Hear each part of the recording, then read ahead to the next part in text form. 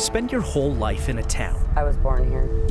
every street is filled with memories. This is like the main street of the town, the heart of Gillette. Gillette, Wyoming, Thai community is small. home for Desiree Everts. This is where Haley went to school and graduated from. Around each corner, Desiree finds reminders of her daughter. But we try to come up almost every day. To visit her, she comes to a place where memories are all that's left. Haley's my daughter. Aaron was her fiance. And then Tesley was my granddaughter. The hours now spent at the cemetery are filled with questions. Why did this happen to my family, to them? My grandbaby was only 3 months old. It's hard, it hurts. Traffic races up I-25 in Weld County, Colorado at 75 miles an hour. On the afternoon of June 13th, drivers slowed down here for a backup.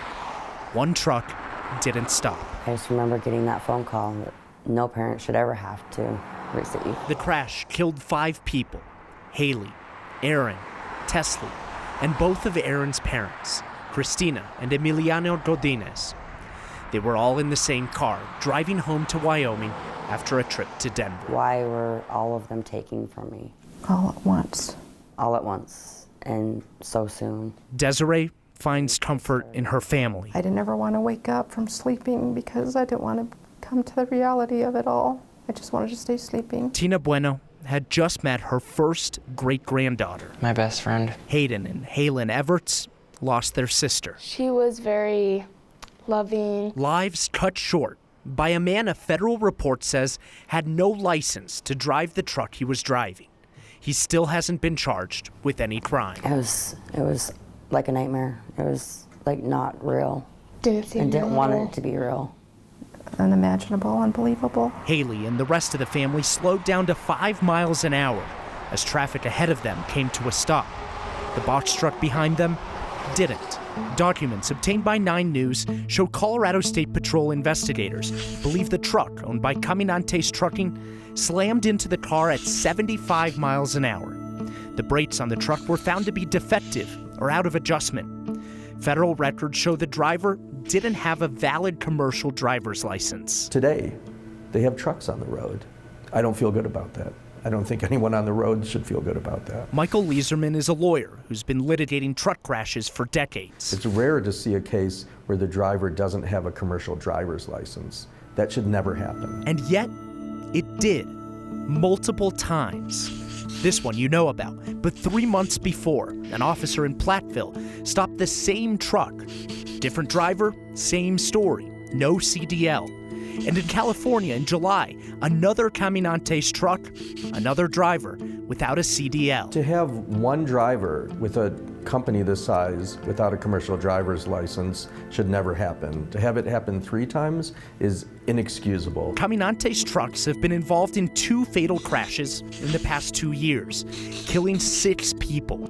But the Federal Motor Carrier Safety Administration says it's not enough to shut down the company and its 46 trucks.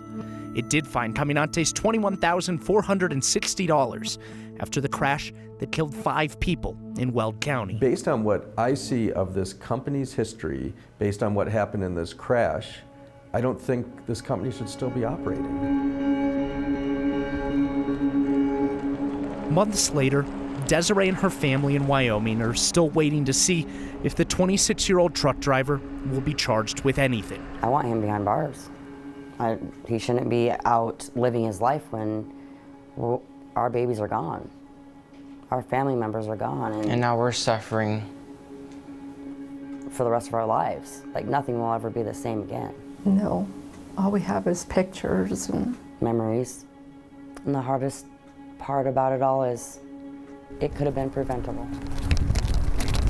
There are certain places in town that help a family feel whole again. As soon as I get up here and see their picture and stuff, it just takes my breath away, and it's like hard to breathe, and I just want to cry, and because I miss them so much, but then I want to talk to them, and I feel close to them. And one truck took so much.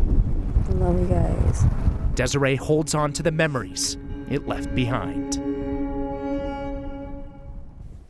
Now, even with all of these violations and multiple deadly crashes, Caminantes Trucking isn't even losing business from one of its most valuable customers. The truck that crashed in Weld County was carrying mail that June afternoon. The United States Postal Service tells me they continue to contract with the trucking company. Reached out to Caminantes multiple times to hear their side of the story. No one ever returned our calls, texts, or emails, guys. It's just infuriating. I mean, it's absolutely infuriating and just kind of baffling. When you think, I mean, anybody who's driven up I-25 that stretch, traffic stops and you have to be really alert. They were down to 5 miles an hour when the truck crashed into them at 75 miles an hour, according to the CSP report.